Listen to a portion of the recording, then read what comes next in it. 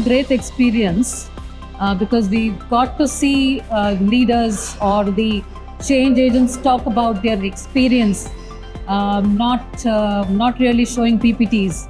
So that was one of the key difference I found between this conference and similar conferences held elsewhere.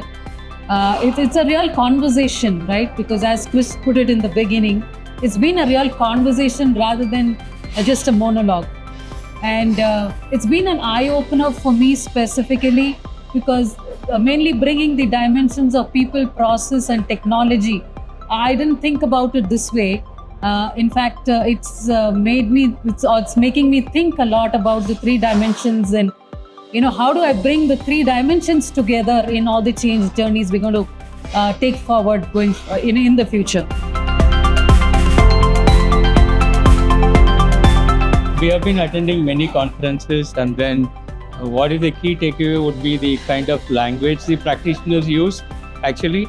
So that creates a different impact when you are starting working with the team. So that would be the language which we have to pick it up when you get involved in the change. So that way, that's a key takeaway for us. Here I could see that it's a conversation-led, gathering, right? And where, it's been people sharing experiences, their real experiences, and also giving us an opportunity to ask questions, right?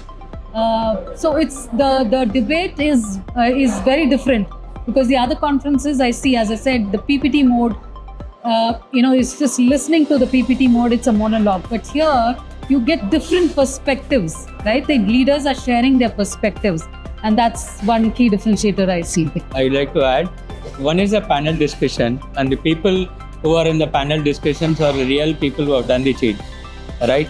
So that is a real meat which you are bringing to through the conferences, which we can hear firsthand that what are the kind of challenges they have gone through and then how do we overcome it. So we get lot of inputs on that.